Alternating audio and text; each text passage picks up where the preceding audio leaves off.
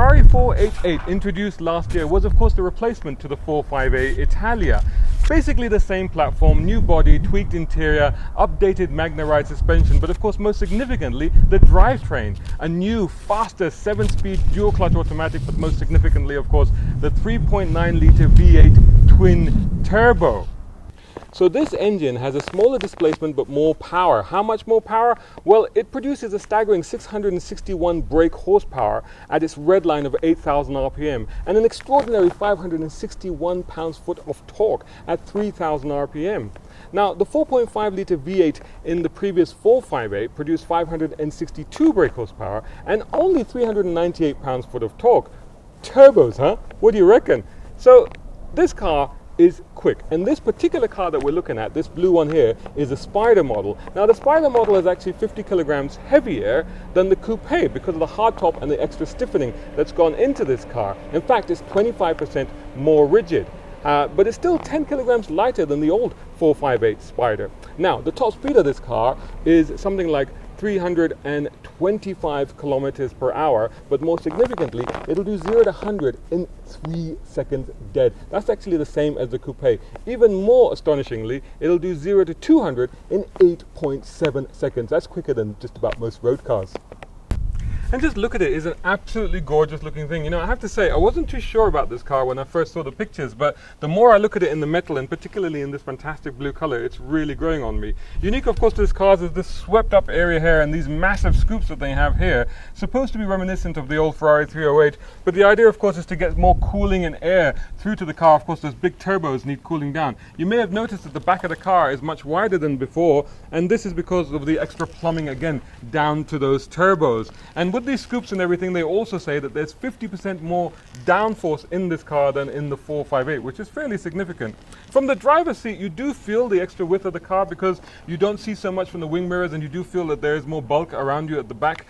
So I do find myself turning my head a lot more to sort of look around and make sure that everything is clear behind me. But it is an absolutely beautiful car, and I think, you know, it's a spectacular thing.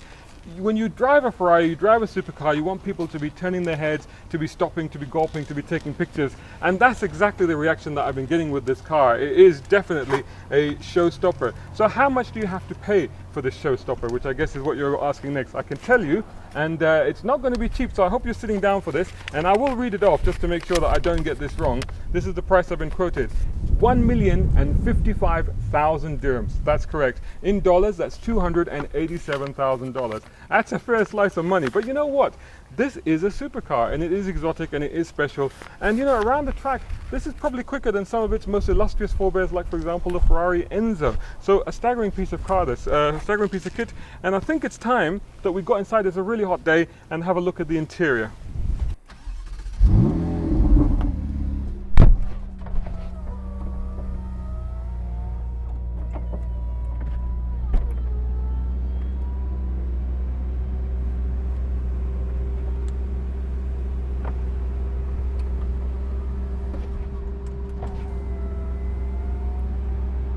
I want to show you the interior of the car, and I've put the roof down even though it is very, very hot today.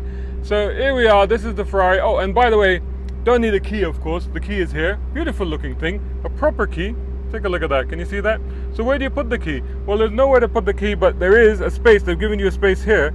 Basically, you put the key in there, and it just sort of stays in there. There you can see, there's the key right there. So just quickly want to run you through some of the controls on this car. So let's start from the door here. We've got the carbon fiber. We've got two pods. So if you can see, there's one pod here and one pod on each side, and they control the two screens on each side of the massive rev counter, which is the dominant thing in this car. So on the left here we have this control, and this is the menu for this, and this is the screen it operates. So for example, if I hit the turbo, it gives you a reading for the turbo.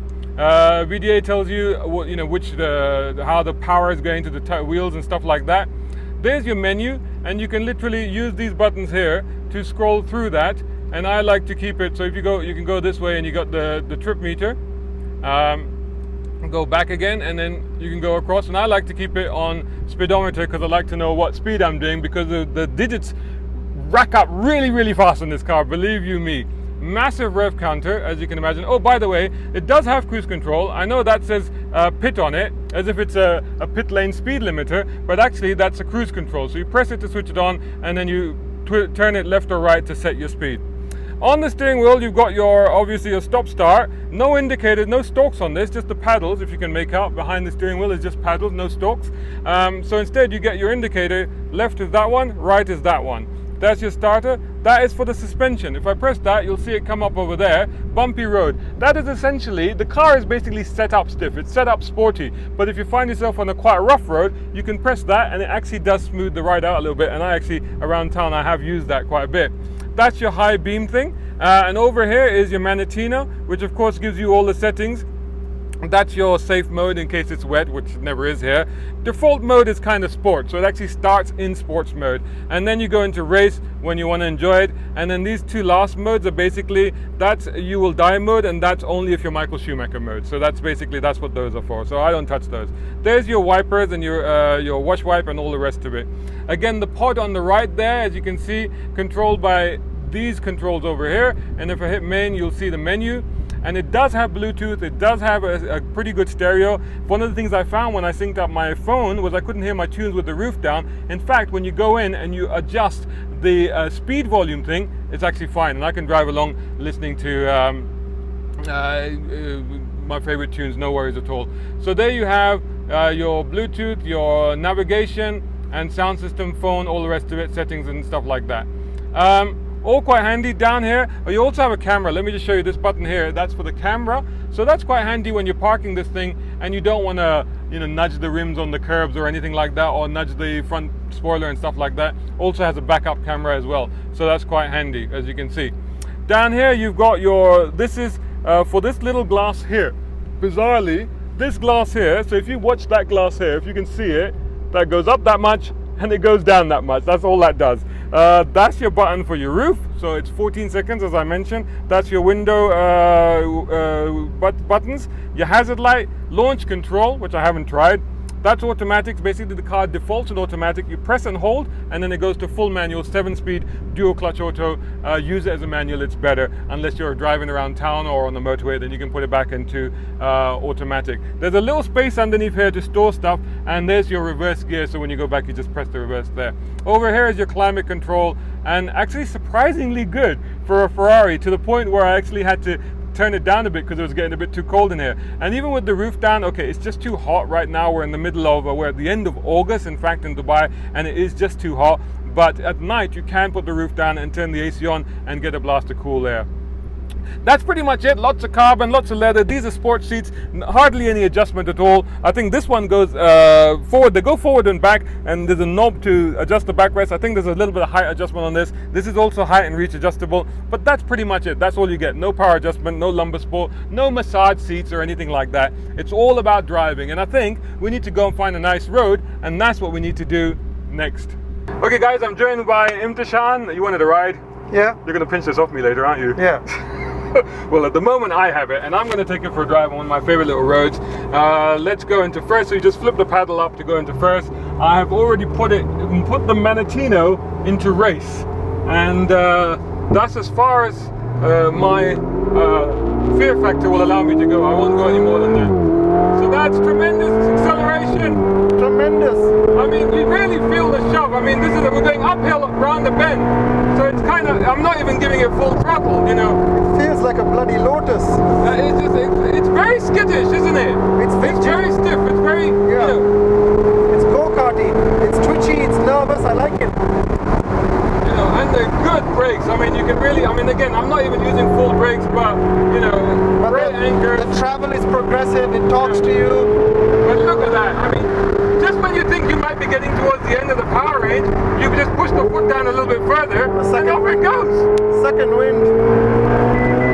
Again, the power so early, so much traction through the corner. It's incredible, you know. But and the paddles, using the paddles are great. The hazard lights are coming on as you run the braking. Uphill, downhill is absolutely fine.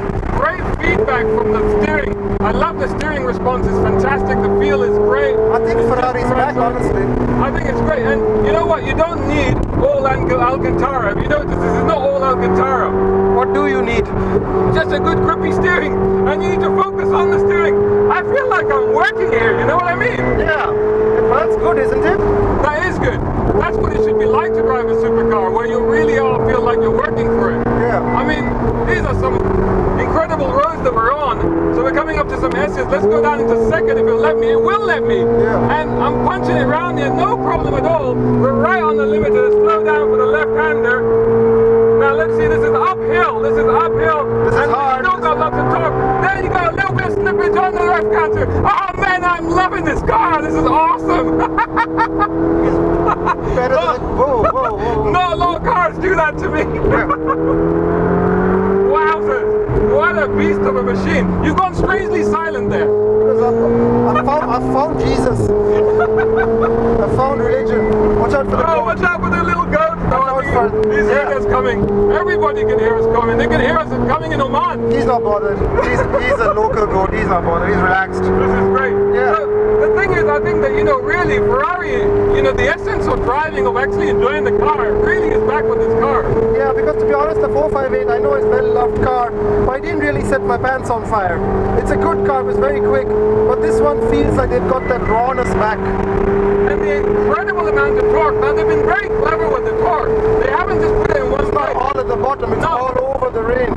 They could very easily have just put it all low down and made it a very easy, very tractable, and very lazy car to drive fast. But instead, what they've done is they've spread it across the rev range in each square. It's worth revving it out. Wow! That is awesome! And so much confidence. We were talking earlier about the fact, we've done like 1.5 run of this road already on a very hot day in a Ferrari. Feels rock solid. Feels rock solid. Feels Japanese. It feels Wow! Yeah. That's a thing to say. Yeah, but it feels durable. It doesn't feel like anything's gonna break or the car's gonna overheat. Our iPhones have stopped working today. Yeah. This Ferrari, made in China versus made in Italy, and made in Italy is winning today. Incredible. And you know what? I love the gearbox because it lets you do. There's so many gearboxes that I bring onto this road. They where I'm beep and they frustrated. moan. Yeah, because they'll take over or they won't let you change. This one lets you do whatever it is that you want to do. Yeah. And Which it will be- changes. 40% quicker than the old car. Is it? Yeah, it feels pretty fast. Unbelievable.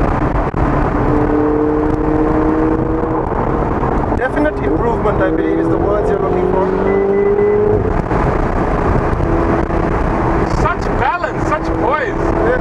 I love this thing. This is fantastic. I really, really like this car. You drove this car on the track, right? Yeah, it's very quick. I almost feel like it's more fun on the road. Yeah. 'Cause it's more- Which is how it should be, right? That is how it should be. On the track, it's almost too fast for the track. But on the road, you can really get to have the touring experience with the roof down. And I think it's very interesting what you said there, because I found that when we've come to this little road, which is my favorite, it's very, very tight, lots of turns as you've seen. But when we were driving up here, we were driving on a bit more of a, again, there's some sweepers.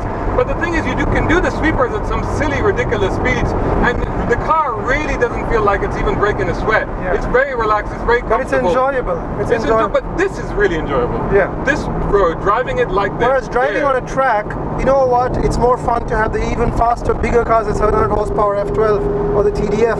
Whereas this thing, it's very good on track, but the road is ultimately what it's made for. Yeah. And I'm glad Ferrari chose that balance. I think this is great. I wish the weather was a bit better, because this is the way to drive this car. And if you're going to get a 488, the Spider is Why definitely would you the get one to the hardtop? To be honest, it doesn't feel like any compromise. It feels just as quick. That's it. And you feel like Magnum. Yeah. I'll do the eyebrow thing. I can't forget do it. about Yeah. it. But anyway, so there you go. That's our review. I think it's a big thumbs up from both of us on this Many car. thumbs. We love it. Yeah, as many thumbs as we can muster. We love this car. It's fantastic. Good job, Ferrari. I think this is probably my current best favorite Ferrari right now. Thanks so much for watching. Full review will be on motoringme.com. Please do catch us on all the social media, Facebook, Instagram, Twitter. We're on everything. Just search for Motoring Middle East. And same goes for YouTube. And if you're watching this on YouTube, please do like, share, and subscribe. Thanks so much for watching. Until the next one.